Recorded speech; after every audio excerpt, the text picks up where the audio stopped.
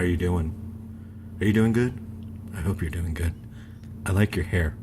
That's some really nice hair. This really makes me want to hurt myself. Welcome back, everyone, to the Punkrockhorrorpodcast, episode 17. I'm Matt. I'm Cody. Matt's making me very uncomfortable right now. I was complimenting the listener. Which listener? I don't know. Listener, I like your hair. Did you do something with your hair? It looks great if you did. If you didn't, you keep rocking that, dude. Thank you. I like that shirt. That outfit is on fleek. Jesus Christ. You know what? I think you could change your shirt. It's a little too Don't revealing. listen to him. Okay. Don't listen to him. All right. So just come on. All right. No one needs to know you love My Little Pony that much. Whoa. I'm just saying. Why do you gotta take it to that level? I just have to. Right, cool. One of us has to. How are you, Cody? I'm all right. How about you? I'm good. The drive up here was just awful. The one thing that needs to change about Fort Collins is that they need to stop doing construction in every part of this fucking town. Oh, I know, right? Once summer hits, because all the students are gone, that's what they do. Where are they gone? Because I've seen them. I know. It's just the starting stages. Because lonely virgins. And you're talking about me going to a level. Yeah. Oh, but before we continue, though, I do want to talk about... We had a lot of great stuff happen to us. Not only did we reveal our new art cover from our fantastic artist, Megan, we've been getting a lot of feedback from that, so we're glad you guys like it. We love it. Megan, we've tagged her in all of our episode notes, and she's follows us on our Facebook. She's a fantastic artist, and we can't recommend her any more than we've already had because she's just phenomenal, and we recommend everyone to check her work out. Send her some love because she did all that by herself. Yeah, it turned out really great. Yeah, I love it. So. Yeah, it's fantastic. Thanks, it's great. Megan. Thank you, Megan. Love you. Also, even though we haven't actually met yet. you met over the phone, so it counts. I guess that counts. It counts. But yeah, also that interview with Denver Podcast. That was so much fun, dude. I'm not going to lie, I was nervous at first purely because of the age gap. Yeah. Just because, we kind of stated in the interview, our comedy is a little outlandish and out there. And so it's where we were going to come in there and start making really bad dick jokes. They're just going to be so off put by us. And they're going to be this was a mistake. Yeah. No, I just like how at the end he was talked about that movie Frogs. And he was like, I'm not crazy. It's a real thing. I was like, I believe you. Yeah. No, we believe you, Dave. If you're listening, we believe you. We never doubt that. There's some pretty weird horror in horror movies. Yeah, there is. But no, that I think I want to kind of do another thing with them because I didn't get to ask all the questions I want to ask them. So maybe we'll do another crossover thing or collab or something a little later on down the road.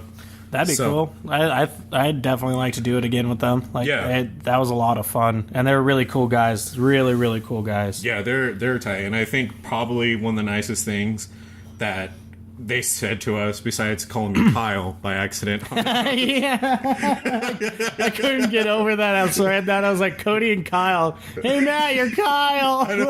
I'm not even mad. I think it's humorous. But no, I think one of the nicest things they said to us was not only that we're horror aficionados, but when Dave told us that there isn't that much competition in our way. That was a real nice compliment, and that was really motivating. Yeah, it was. Especially since we hadn't met them in person until that day. Yeah. And the fact that within an hour, they came to that conclusion, especially since they're not even huge horror fans like us. And they're just I honestly don't think you guys have that much competition. You bring your own unique style to it. Yeah. That was really nice for him to say that. So and I like them. They're really cool dudes. Yeah, they're really cool. And I will say this, they do not look their age. They look really good for their age. I'm serious.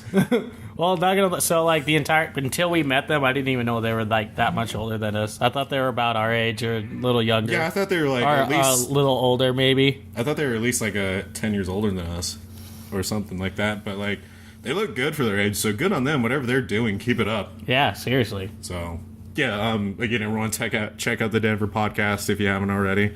Yeah, we're really happy we got to do that. Do you got anything?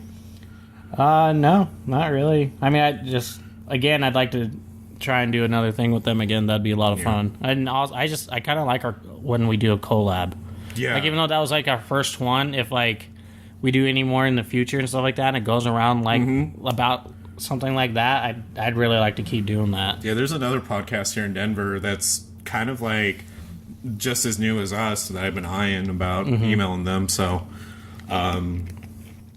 we'll talk about it later. Yeah. The last thing I also want to talk about that's been really great is that the Golden State serial killer was caught. And I think we're a little slow to that news, but it's still really exciting for a couple reasons. Obviously, first, justice is now being served. And, the dude found out the dude is an actual cop. Jesus. Yeah, and so like there were some scrapes on his mugshot, like on his forehead. Yeah. And so there's like some speculation that one of the police did it to him that caught him, which I'm not saying that's the case at all. I'm not, because I don't want to add into any of this investigation that doesn't need to be added into. Yeah. But I wouldn't blame them if they did. Oh, me neither. So I totally get where they're coming from on that end. Yeah, no kidding. But it's also huge because the comedian Patton Oswalt, his wife Michelle McNamara, she actually wrote a book on the Golden State serial killer and gave a very good voice to the victims. Good. So it's because of her book and her writings that they were able to get a lot further with the investigation. Oh, good. Yeah, and so I think it's Chris Barnes, her friend, took over after she passed away. To help finish the book, because I listened to some of Patton's stand up, and he mentioned it, and he was like, it felt like the Golden State serial killer won. Yeah. After his wife passed, because his wife is doing so much work, and now that he's been caught, that's just phenomenal, and I can only imagine the amount of joy that accomplishment Patton's going through.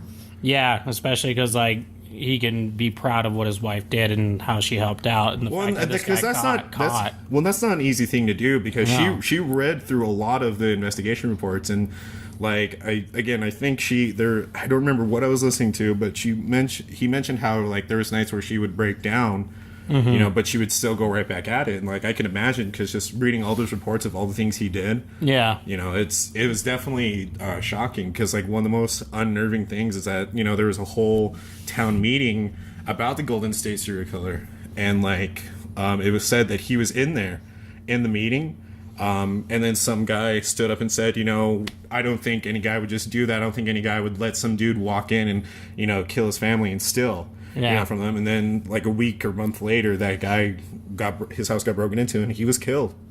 And what's really unnerving is that the Golden State serial killer was in that room, and he was a cop, and it's super unnerving, because it's it's the direct definition of it's hiding in plain sight. Yeah. Because you would say on paper, you just expect the cop, but when you're in that situation, you're not going to look at the police force or anyone in the police force being a suspect. And so it's such a good thing that he was caught, and it's such a good thing that they're going to finally prosecute him, and I hope we finally get answers that we needed.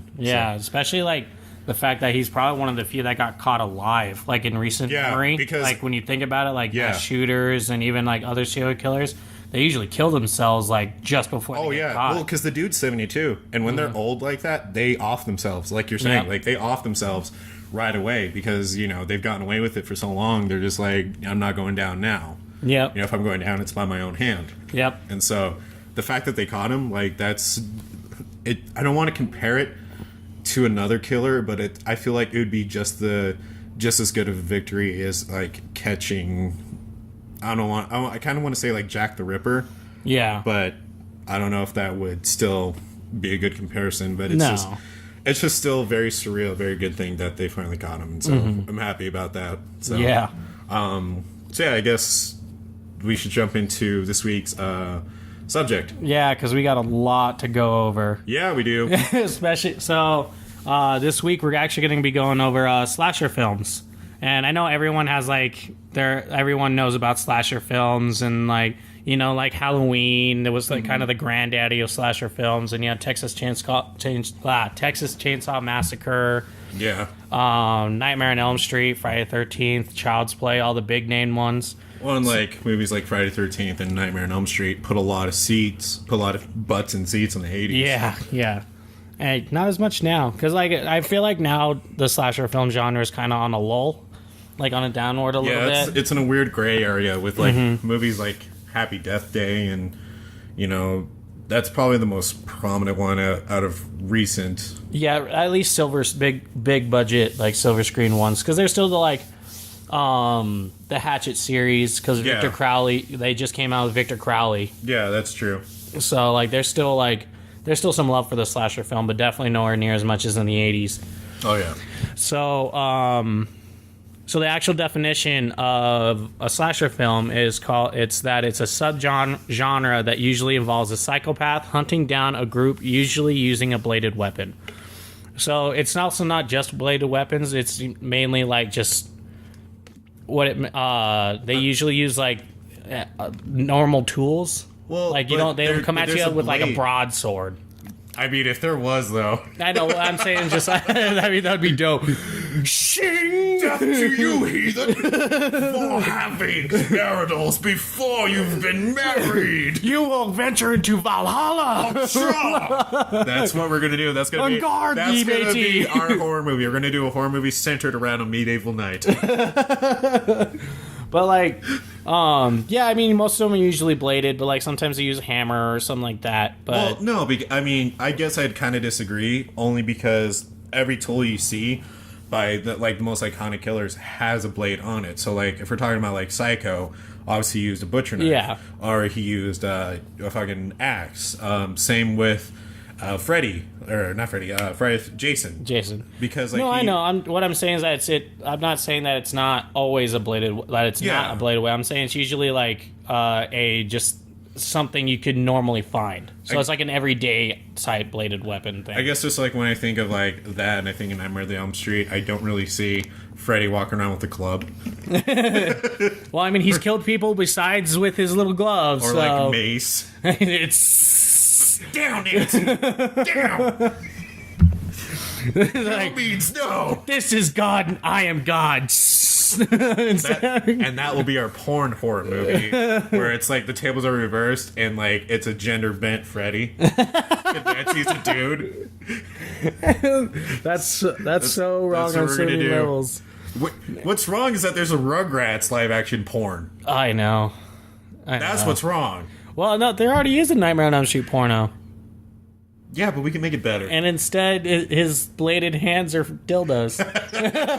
So it's like Edward Dick dildo hand. Yeah, but if we gender bend it, then we can make his hands like a handful of like pocket pussies. That's how he kills people. Yeah, he's like, we just light up 5 dudes. Oh yeah, you like that? Yeah. We're a very Christian friendly podcast. Oh yeah. Oh yeah. Oh yeah. I'm the turkey. You're the baster. He just got stuffed. If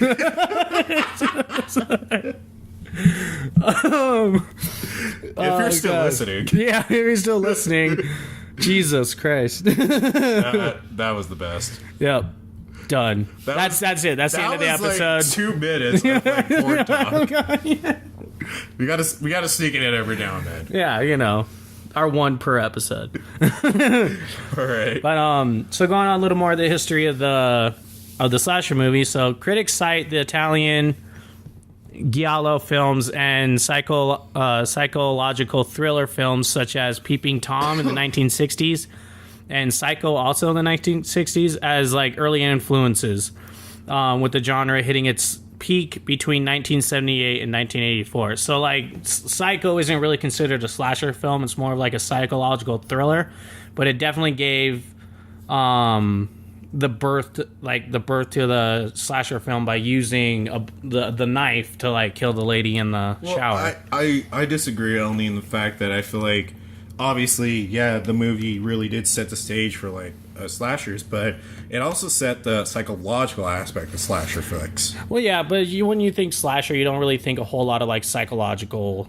Well, I mean, to be horror. fair, back then, though, like, no one ever thought of, ideas like Halloween or Friday the 13th, so that kind of stuff. So, like, back then, Psycho back then was probably as brutal as they've ever seen it. Well, yeah, that's why, like, they actually didn't want to release it into theaters and stuff like that, especially when he's pouring the chocolate syrup, like, down the drain. That's how they got the blood aspect. Yeah. Some dude was just holding a bottle of, like, Hershey's chocolate syrup, just squish. You could use this on ice cream, but whatever. Yeah, no, fuck my Sunday, right? Fuck my Sunday on this Sunday. But so the years 1978 and 1984 was known as the golden age for slasher films.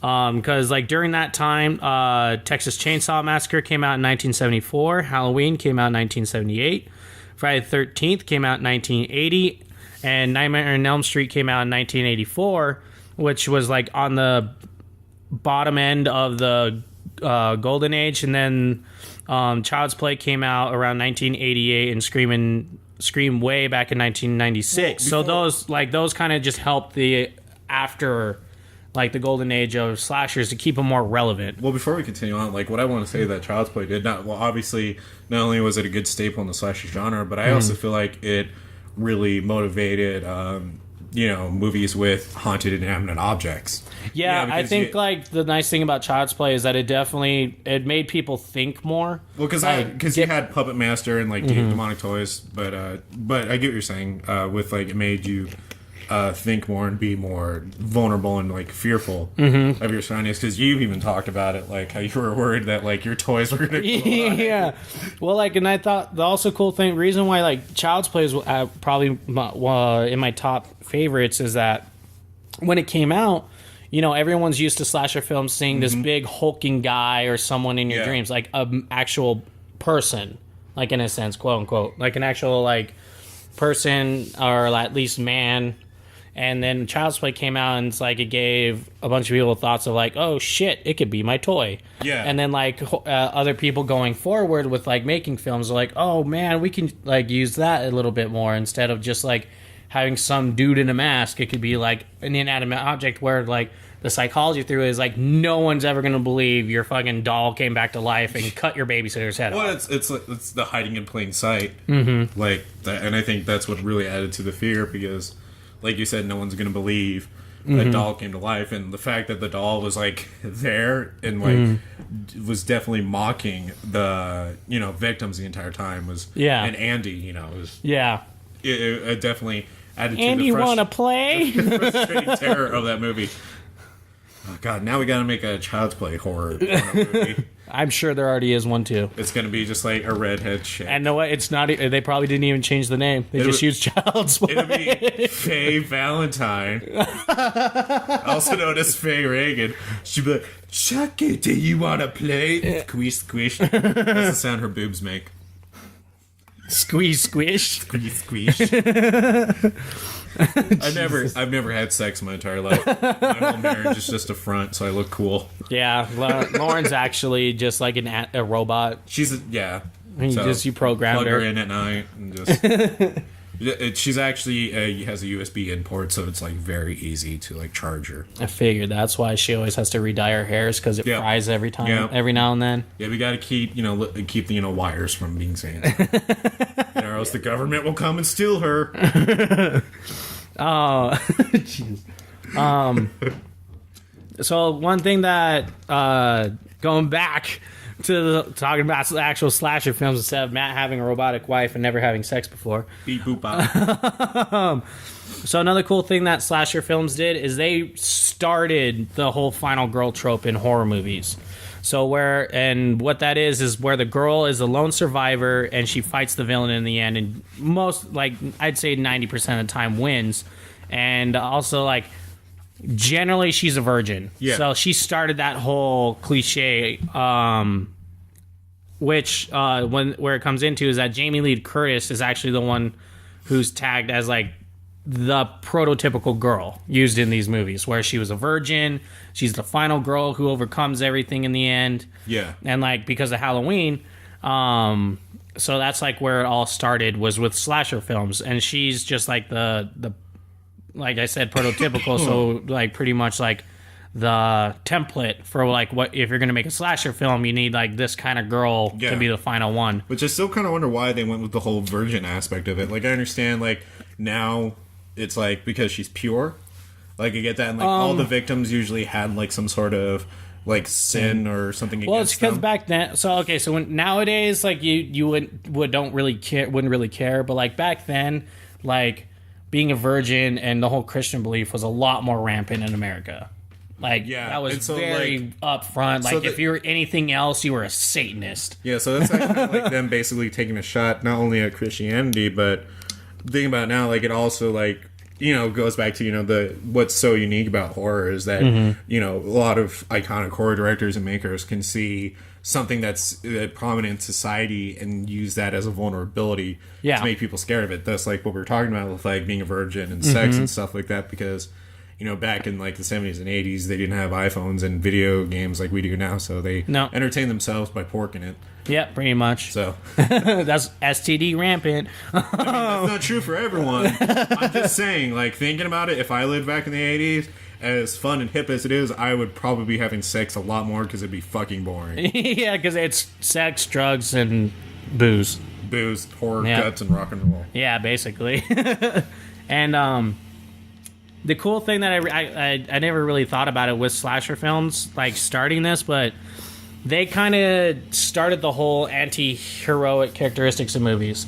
So when you go and see Friday the 13th, Halloween, Child's Play, Nightmare on Elm Street, you're not really going to see the people. You're going to see that one specific villain. Yeah, the killer. Yeah, you're going to watch the killer. That's the whole point of these movies. They kind of started this whole sequelitis and stuff like that with these franchises, and like because you're going to watch Jason. You're not going to watch how some broad takes down this monster. You want to see all the ways he kills someone, or like Freddy, for instance. Like everyone wants to go watch him, like, and how creative these kills are and stuff. Well, and like, I mean, the thing that I don't think really people talk about, it's like, it's basically the same way with the Universal monsters, you know, because when you would go watch Frankenstein and Mummy and Dracula, you're going to learn more about their lore. Yeah. Like, that's what you're going for, and it's kind of like the same with, like, Jason Voorhees. Like, people want to go see not only him just to make these kills, you know, but they also want to learn more about his lore, his backstory, and, you know,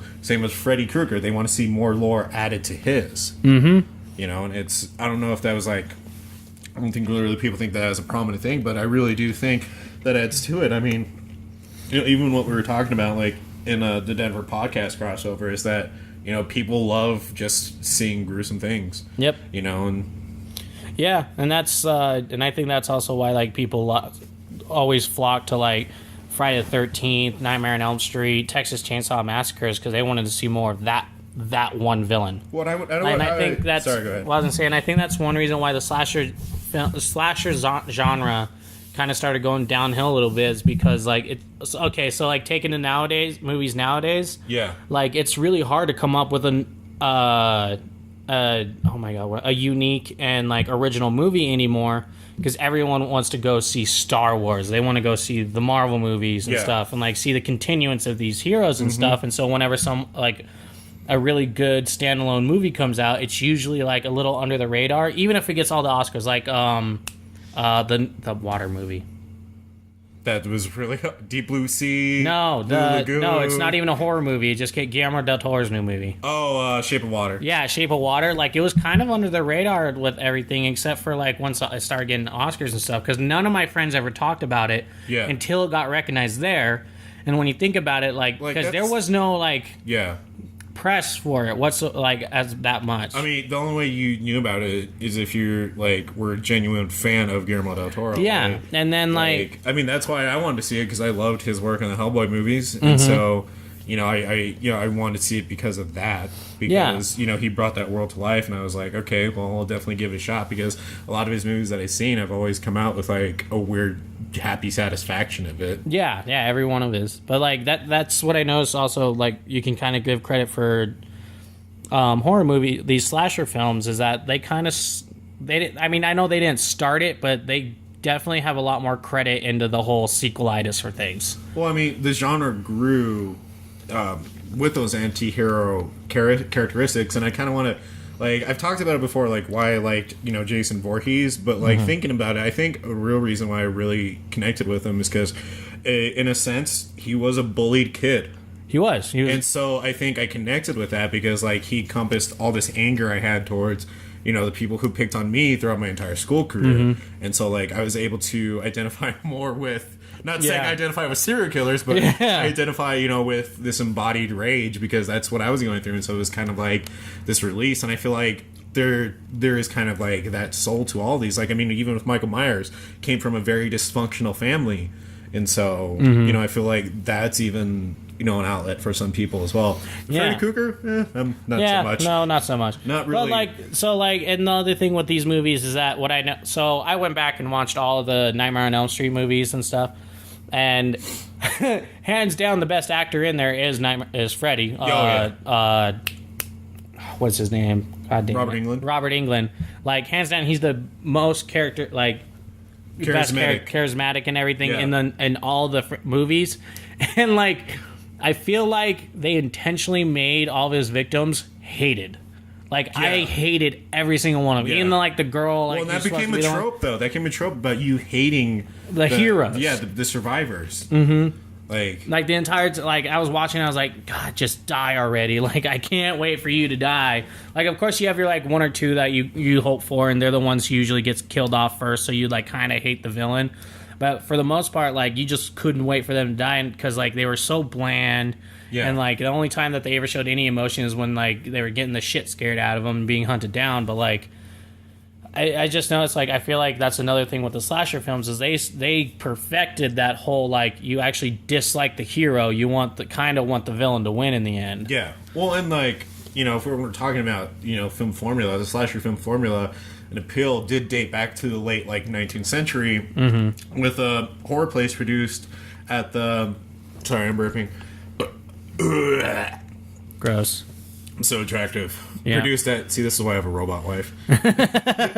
Produced at the Grand Guignol. I think that's how you pronounced it. Guignol. Guignol? I don't know. Guignol? I don't know. It's Italian. Ravioli. meatball. Ravioli. But such films such as... silent films. These are silent films. Oh. Boom. God. Such as Maurice Tournier. The Lunatics came out in 1912 and used visceral violence to attract Guignol's audience. I almost said ravioli again. Ravioli's audience. Yeah, but like, with all the visceral violence, this is where like a public outcry in the United States came out, and they really wanted to see these movies because they were hearing about them. Well, but then that also made them pass the Hays Code in 1930, and the Hays Code is one of entertainment industry's earliest set of guidelines restricting what could be shown on film, with mild references to sexuality and brutality deemed unacceptable. Yeah. So yeah, thanks US. Yeah, thanks US. We're the ones who started the whole entire fucking rating system. Oh my God, you showed that girl getting stabbed. This is why every other country has better shows than we do. I know. Like in Germany, fucking Rammstein could butt fuck each other on stage and spray the crowd. I would love to see a Rammstein butt fuck here in the US. Like, they have whacking. We're never going to get a whacking here. No, the only closest thing that we ever got was Ozzy biting the head off a bat. And like Mayhem Fest, and then that fucking went down the drain. Yep. And now I'm just getting depressed again. But crime writer Mary Roberts Reinhardt. New fun fact, influenced on the emerging horror genre with her novel The Circular Staircase in 1908. Later adapted into the film The Bat in 1926 about guests in a remote mansion menaced by a killer in a grotesque mask. Yeah, so she kind of like started the whole serial killer, where it's a serial killer being with a mask and stuff like that. Shout out to women in horror. Yeah. Making strides. Boom. Jesus, when people are like, we need more female inclusions in Hollywood. Well, fuck, she wrote a book and started the whole masked man in horror films. We need to talk about Mary more often. Yeah. God. If she were still alive. If she was still alive, she'd probably be in a lot of pain. That's true. Should be like over, I think, like, what, 108 or something like that? I don't know, something along those lines. She'd probably be in a lot of pain. Be like, I remember when I had my first cereal mask. I remember all the wars. Yeah, and then I like that idea about the pocket pussy Freddy Krueger. I'm gonna fund your movie. And then we have to make it. We would have to make it, yeah. And I want to see Faye Reagan as Chucky. She's so nice. I would not take it seriously. There's no way I could, like, arrive on set. We would have to figure out each other's jobs about who would do what. I feel like I would take on, like, the technical aspect of, like, writing. I want to wear the hand glove. You want to be the actor. You want to give dudes pleasure with the glove. Just like keep eye contact with them, make it really uncomfortable. In reality, it's like I just have this little mannequin hand, so I'm not really touching it.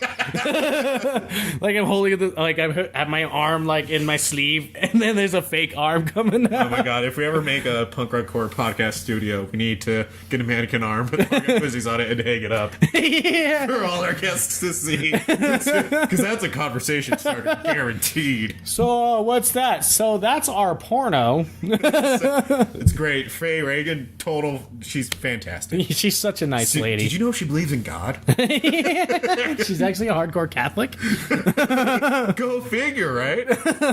She has to say 20 Hail Marys right before each filming. Oh, man. If we could get any porn star coming here, now it'd have to be Faye Reagan at this point. Pretty much.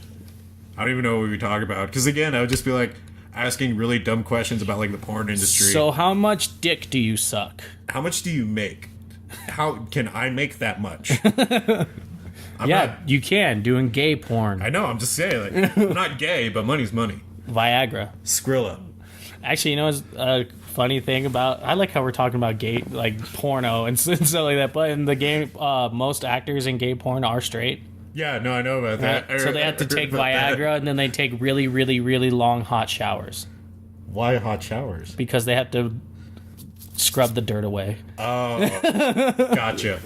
I would just light myself on fire. All right, see you next week, Tom. And then like, there's like, and then there's the new guy on set. He's like, "What the fuck's going on?" He's like, "This is what he has to do." All right. He does it every day. Yeah, every day after every movie. How is his skin never burned? Stem cell research. You know what? You know also why he was vaccinated as a kid. Yeah. Fucking vaccinated. So see, Vectors, if you want your kid to grow up to be a successful gay porn star, you need to get him vaccinated. And if you don't because of that reason, then you're a homophobe. That's right. I'm drawing the line now. Jesus. Anyways, going back to slasher films, so the 1970s started the uprise of exploitation films of the genre, such as holiday-themed slasher films, Grindhouse, and most notably based on a true story. That whole thing. Because it was the release of the Texas Chainsaw Massacre, and also The Exorcist. Well, Exorcist isn't a slasher, but those two movies kind of started the whole thing about based on a true story. Which, you know, it makes it more real. And so, like, I know that's kind of, like, makes things a lot more scarier and stuff like that, because you're like, oh my god, this actually happened, when, like, in reality, the Texas Chainsaw Massacre was all based off of, like, the antics of Ed Gein, and a couple other, like, famous horrible people, but, like, serial killers. Because, like, he was really... Texas Chainsaw Massacre was based on Ed Gein, and then it's based off Gacy. Or one that not many people talk about, but that, again, Dave mentioned in episode 15, which was the town that locks its doors at night? I think that's what it's called. I could be mistaken, but I know that's going to ring a couple bells. But that one's actually based off a true story as well. Mm-hmm. So... But yeah, and so the town that dreaded sundown, that's the one I'm thinking of. Yeah. And so like slasher films are kind of like the granddaddy of that whole based off a true story thing. because they were, especially in the 70s, just because, like, I mean, back then there wasn't any really, like, internet or anything. You couldn't Google, what is this based off of, to see if, before, like, the found footage, like, and the reason I'm going to explain why I mentioned that is that, like, slashers, like, specifically, like, Halloween it's believable horror. Yeah. Where, you know, because when people hear that it's based off a true story, you know, serial killers do exist. And so when you go see a movie like Halloween for the first time, you've never seen it before, like, it's going to shake you to your core because it's, you know, it's believable. It's just a guy walking around in a mask. Yeah, there's nothing supernatural about it for, you know, for those movies. Not the most current ones, but, you know, for you know, a guy who's just mentally snapped and just going around killing people. Yep. You know, the reason I bring up the comparison to the found footage is because that's what found footage brought back. That, you know, that slasher started, which was the whole, it blurring the line between, you know, reality and fiction. Yep. So, so just a couple of cool things. We're going to just go over, like, so there's, like, the ages of slasher films, which I thought was actually kind of cool because I didn't know, like, slasher films were around really this, like, I mean, I knew they were around for a while, but I didn't know there was like... We equated this with comic books because we're nerds. Basically, because nerds. But anyway, so, like, there's the Golden Age, which is considered the years 1978 to 1984, which saw the releases of Nightmare on Elm Street, Friday the 13th, Texas Chainsaw Massacre, and that's kind of when that started the whole culture phenomenon of slasher films and following these icons like Freddy and Halloween, Leatherface. That's, like, really right when they became culture phenomenons. Because, like, again, like what we were saying earlier, is that you're not watching these movies to see the hero come out in the end. You're watching these movies for these specific villains. Well, in the 80s, like, you know, we talked about it a little earlier, you know, there was a huge, and I mean huge, surgence of slasher flicks. And I mean almost any type of setting, you know, like we already talked about, like holidays, like Black Christmas. That's one of the more notable Christmas slasher flicks. Yeah, and the thing that sucks with the holiday themed ones is, like, it's a dime a billion that they're even good. Well, because it's selling on the gimmick of it's Christmas. Yeah. Like, to my knowledge, I don't know many Jewish slasher flicks. No. Well,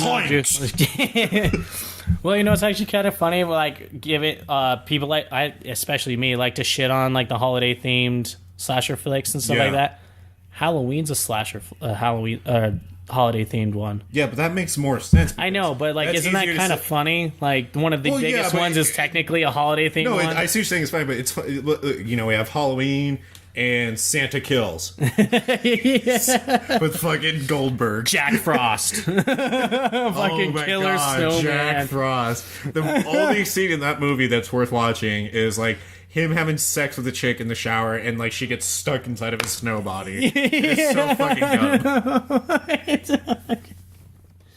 But what was something funny is that when I was a kid, I would actually really like the Disney Jack Frost movie. Oh yeah, I did that too. And so I saw it on TV. I was like, oh, I love this movie. And then as I turned to it, like, I saw him just, like, shoving, like, his, like, carrot nose through some guy's eye, and I was like, oh my god! Jesus Christ! It's just like a little kid that's never seen that before. I was like, this isn't a Jack Frost. This isn't Jack Frost. He's not the friendly snowman. Oh, naked girls. Yeah. Boobies. I like boobies. And then Squish, squish. I mean, that's another trope of slasher films. You gotta have them titties. Yeah, no, nudity everywhere. Everywhere. Except in Chucky. I don't think there's really, until the first one, there wasn't really any nudity. I don't think there was any nudity in any of them until, like, Bride of Chucky. Yeah. Because there wasn't even any... Yes, he went to the prep school. There's definitely not going to be any nudity in a military kid's prep school. No. Maybe some dong winging. What the fuck was the third one? There was Child's Play. Child's Play 2 when Andy's still a kid. Yeah. Child's Play 3, that's where he goes to military school. I thought Child's Play 2 is where he went to military school. Child's Play 2 is where you see Chucky being reanimated. And he kills the teacher with a ruler and a fucking bike pump. I need to watch Child's Play 2 again. Yeah, I have all of them. I need to figure out what 3 is, because I could have sworn 3 is the military one. Yeah, that's the one I was talking about. Yeah, that's not Child's Play 2. No, the military school. Yeah, that's Child's Play 3. Yeah, no, that's what I was talking about. I thought you were saying that's Child's Play 2. No, I was saying Child's Play 2 is where you see Chucky get reanimated, like, through the whole, like, process again. Podcast over. And then there's Bride of Chucky, and then Seed of Chucky, which is... We're not going to talk about that. I love that one, okay? It's terrible. It's so great. You need to recognize the terrible stuff of that movie. I know it's horrible, but I still like it. Just saying. Brittany dies. What more than could you want? A fucking cohesive storyline with the kid. Eh. No, because if we're not getting into this. We're not getting into this. And then there's Curse of Chucky. There's no nudity because it's all No, I take it back. I think one of the you see one of the chicks right before her eye pops out. She's naked. And then there's Cult of Chucky. There's just a sex scene. She's all fully clothed because she's paraplegic. Who would have known that the Chucky movies are probably the most, clean? I know, right? But we need to touch on the Silver Age. So the Silver Age, that's when... that's okay. So the Silver Age is considered like the worst of it. So because it's from 1985 to 1995. So it spurned all those straight to VHS slasher films that have complete low budget. And that was like the huge fatigue on slasher films. Whereas during that year...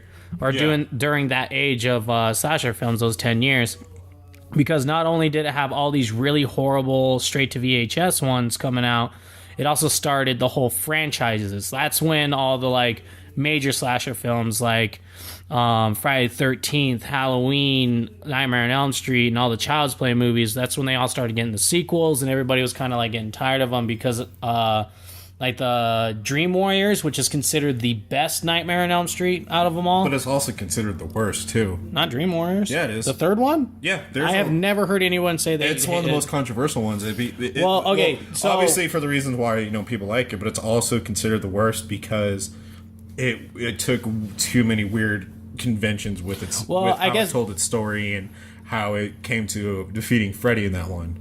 Really? Because I always thought the second Nightmare on Elm Street was considered the worst because it was just like, it was that, the boy. No, I'm like, yeah, that one is considered the worst. I'm saying that Dream Warriors is the most controversial because you have just as much people who love it and just as much people who hate it. Yeah, I mean, I guess I could see that with the whole, like, it takes these group of kids that can have special powers in their dreams. Use the power of friendship. But, like, I also like that aspect because, like, yeah, I know, the Digidestin. But, like, I like the fact that it really touched on the subject that it's in your dreams. You can do what you want in your dreams. Oh, no, and that's what I'm saying. Like, that's, like, one of the best reasons for why that movie is so great is because it used it's the rules that it set in that universe to its advantage. But going off of that, like, while that's considered, I guess going off that, it's still considered one of the best. What I was trying to get to is the fact that it also has it's one of the least box offices for Nightmare on Elm Street. Because everyone was just getting tired of seeing all these sequels and stuff like that. Yeah, and that's because of all the VHS. And all the VHS. So, like, everyone was done with slasher films. They're like, we want something new. Genre got oversaturated. Yep. And then the Bronze Age, which is considered the resurgence of it, which is 1996 to 2003, it had the resurgence because it had films such as Scream and A New Nightmare, which was all more meta. So what we mean by that is, like, they started making more references to, like, politics and pop culture that was happening in that time period. So, like, I Know What You Did Last Summer, and, you know, like, in A New Nightmare became meta because it was the whole, like, it's a horror movie in the making a horror movie type thing. And the fact that Freddy is real was kind of the whole aspect of it, and that he became to life and he's actually hunting down Nancy. So, like, everybody liked that because it was like, oh, shit, this is more real. Like, and also, you know, in Scream, that's considered, like, the one film that really reignited the fire for slasher films because he was like, what's your favorite horror movie? And then it actually set out the guidelines. Like, they actually legitimately talked about the guidelines of slasher films. Yeah. And how to survive and stuff like that. And then it was also... that age is when you started seeing all the big name stars coming out into slasher films, which is really cool because you never really thought of, like, big name stars in horror movies. But, like, at that time, of course, everyone knows Jamie Lee Curtis. This is, like, she started becoming a lot more popular then. One of the, the original Scream Queens. Yeah.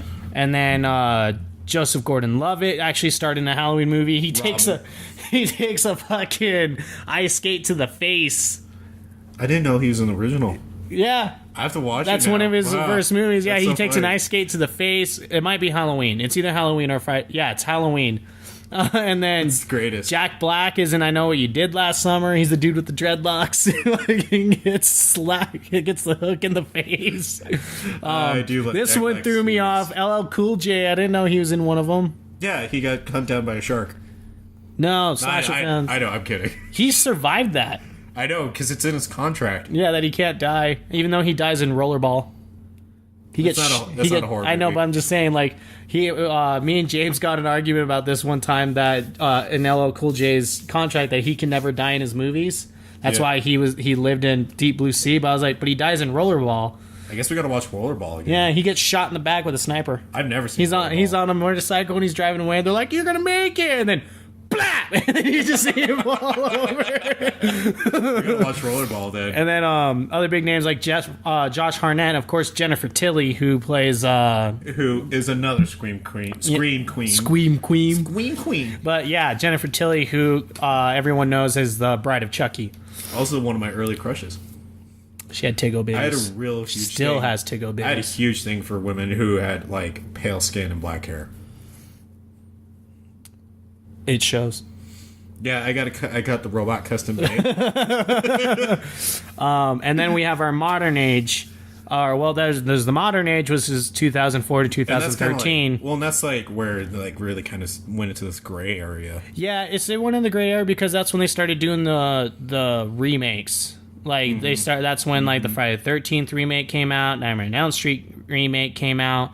But another cool thing that I didn't know about this is that because the slasher films have always had a cult following, even like really terrible ones always kind of have like this fan base. Yeah. And they realized that they can't really just stick to the same guidelines as the original ones did with like the virgin girl living and stuff like that, and everyone's straight. Is that they actually started broadening the spectrum to the LGBTQ community, which I thought was really, really cool for like horror movies. Like they were really starting to touch into those communities with the releases of Make-A-Wish and Hellbent. And then there was also a huge rise in African American led casts such as Killjoy and Somebody Help Me. Well, and then there's the biggest one, like even slasher led cast with Candyman. Yeah, Candyman, which I think is a very underrated one with the black villain. I kind of feel like I want to do like just an episode talking about the Candyman, the rise and the fall, and like why it needs to come back. But like Candyman, yeah, that one was probably one of the more heartbreaking slashers because like if I remember right, like his origin was that he was a slave and then he was hunted down by his white captors, and I think like he was crucified on a log in a desert. I can't remember. I haven't seen those in so long. I saw that one movie a while ago, and I haven't seen it again since. So, forgive me if I'm gotten the origins a little mixed up on that, listener. That's my mistake. But either way, I like how you always say listener, like we only have one. I'm trying to be personal. I'm just saying. I'm trying to be personal. Listeners. This whole episode. So this is made only for one person, by the way, this entire episode. And by one, we mean all. No, just one. All is one. Just one person. We made this Everyone else can't listen. Made this for Jesus. But like, no, I hear what you're saying. Like, there's a lot of like inspiration to try to like revitalize certain parts, like even Killer Clown ones, like with Terrifier, which I have mixed feelings about it. I really liked it, but I did not like the ending of it. We'll talk about it another time, but like that one was actually really well done. And then there's like Stitches, which is another clown one. Every time I say Stitches, I think of a rapper. You better get my money before I collect. But then and then nowadays, like it's considered the postmodern era. For nowadays, we're in the blah blah blah blah blah blah. We're in the postmodern era. Single. Yeah, you gonna get that brick in your face. Blah blah blah blah blah blah blah blah. But we're in the postmodern age of slasher films, and so and I feel like they're a lot they're kind of making a comeback in a sense. Like it's not as prevalent because, of course, nowadays you're seeing more paranormal movies and stuff like that. I agree with like the movie It, the remake, because it works on two fronts. Not only is it basically a supernatural movie, but it's also a slasher. Yeah, because he even uses blades and stuff like that, and the kids have to use blades and stuff to get him. But like, and then like we already mentioned, like Happy Death Day, that's getting some traction. I know how you feel about it, but we can't deny that it is. It was made specifically to be a cult hit. I know. That's the one thing that so like that's my biggest thing that I notice about some horror movies nowadays. They're like, the directors and everything are like making them because they know they're not going to make a lot of money in the box office, but they want it to be a cult hit. They're like, we're making this just to be cult hits. It's like, if you're going to do that, just fucking do Blu-ray or streaming. I mean, but is that really like a wrong thing though? I kind of think so. Why? I don't know. It's like you're blowing all this money just to make a cult hit. Like, I don't know. I feel like... But I feel like because whenever there was a cult hit, well... I guess I get like one side of the argument where it's like, when there was a cult hit, it was by accident. Yeah, and that's how I always think cult followings and cult hits should be. It's like, it's just because they were trying to make it to where it appeased to everybody, but they ended up finding this small little niche. Yeah, I loved it. So like, for instance, Evil Dead, like Sam Raimi was kind of making it to try and like get a whole like giant audience, but at the same time, project. It was just a film project.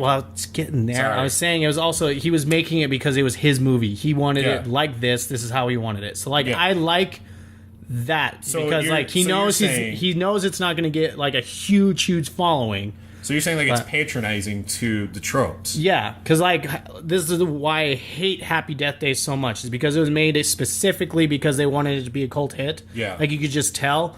And like I feel like that like really shits on like Sam Raimi and even Guillermo del Toro and stuff like that. I think you're hitting on our idea for our next Monday episode. Probably. But anyways, I'm just saying that like shits on all that because they didn't make those movies just to be cult hits specifically for that. They made those movies because they knew that was the movie they wanted. And they ended up getting a cult following, which probably makes them like a lot more humble and stuff like that. Because like, fuck, man, these people loved my movie, my movie, not some big old fucking budget movie that was made to try and find these people. Yeah, they found me. No, I get what you're saying. So like, that's what pisses me off the most. Like Happy Death Day, even though I want to see it, but like fucking Truth or Dare. I do not. I want to see it just because I think it's going to either be really, really good because of the concept, or it's going to be shit. But I can already tell it's made for. I hate the face effects. I like it. Really, that's my favorite part. I like the giant stupid smile. They feel so cheap, and I feel like it brings comedy to it when it should be more terrifying. But we can talk about that a little later. We should get to our finishing statements. And so unless that was your finishing statement already. No, but my finishing statement on the whole thing is like, I feel the slasher genre kind of goes back to what we were trying to say about horror movies in general. That like there's a lot of influence, like that's like the epitomization of our statement about horror movies, that there's a lot of influence out of these movies. Like the slasher genre, since it's been around for so long and has gone through its ups and downs and everything, just like the horror genre in general, but like that subgenre kind of epitomizes it because it's like it evolves. Well, to continue on with what you're saying, it's also responsible for starting careers for a lot of notable celebrities. Yep, Jamie Lee Curtis, Joseph Gordon-Levitt, George Clooney, Johnny Depp. Like they all like had some of their starts in these slasher films and horror films. And the thing is that when you talk about certain film genres, like when you say, oh, you want to go see an action movie or you want to talk about action movies, what do you think of? Die Hard. Yep. Or Lethal Weapon. When you talk about comedy movies, you think of Animal House or something with Bill Murray in it. Or even when you talk about romance movies, what do you think of? The Notebook. I hate that movie so much. But when you talk about horror and you ask someone, do you want to see a horror movie? Do you want to check out this horror movie? When people think of horror, the first thing they think of is a slasher fic. Yep. It never goes to a supernatural. It never goes to a monster. You immediately think of either Jason Voorhees or Michael Myers or Freddy Krueger. Yep. And that's the first instant thought you usually get. And to be able to implement that image into someone's mind when you hear the word horror is an achievement in itself. Yep. Oh, and another cool thing about horror that I really like is that it kind of started the whole like subgenre thing. With like horror, there's paranormal horror, there's slasher horror, there's stuff like that, And then, because like you were just saying, when you think action, you just think straight up action movie. And they started taking on, they're like, oh, we need to start subgenring with action adventure, action romance, stuff like that. Action horror. And then there's like, rom-com, stuff like that, where it's like... Horror rom-com. They started... yeah. I would watch a horror rom-com. There is one. It's called The We Still Live Here. No, I'm kidding. Get out. I'd probably say kind of like more like Sweeney Todd is probably more in that realm, even though it's a musical. It's a musical. But I mean, you can't think of any that are like that exactly. on top of my head. So yeah, but we should move on to our story. So we're only going to do one story this time because it's actually a pretty long story, and it's from our returning mystery celebrity, Billy Fuzzy Toes, the woman or man that is probably one of our biggest fans of this podcast. Welcome back, Mr./Miss Billy Fuzzy Toes. We'll just call him it. Don't assume it's gender. Don't assume her gender. Don't assume its gender. See? So, do you want me to read or do you want to read? Yeah, you can read this one. All right. So, a little information before the story. The house that my sister and cousins were in was built by my great-grandparents while we were kids. The ages ranged between 10 to 16, with me being 13 at the time. We were all there for a funeral for my great-grandfather or great-grandmother. I can't remember for who, since they both passed away at this point. This event happened the day after the funeral, when we were all hanging out in the attic playing games and catching up, since we only see each other during the summer vacation. So our parents had to leave to get this done, and left me and the older cousins in charge of the younger kids. We were allowed to do whatever we wanted, as long as we didn't leave the house, which was fine by us, since we didn't feel like going anywhere. The house was in good condition despite how old it was, but it still made noises, and we would joke around that it was ghosts making those noises. Even though no one has ever died in that house, we were just kids trying to freak each other out. The house did feel empty now that both great-grandparents have passed away. While we were waiting for our parents, we kept hearing noises coming from downstairs. So when we heard a noise, one of us would go downstairs to see what it was. But every time one of us went down, we never found anything. We only checked just in case it was the parents coming back, so we didn't have to worry about watching the other kids breaking something under our watch. After hearing things go on for 30 more minutes, we just stopped checking, since every time we heard something, it turned out to be nothing. Then things started getting weird after all of us were in the attic playing board games. It sounded like bedroom doors were being opened and furniture being moved around. We figured those noises were worth investigating, so we didn't hear our parents' voices, with everything happening downstairs. Before we could even decide what to do, the piano that our great-grandmother owned started playing notes.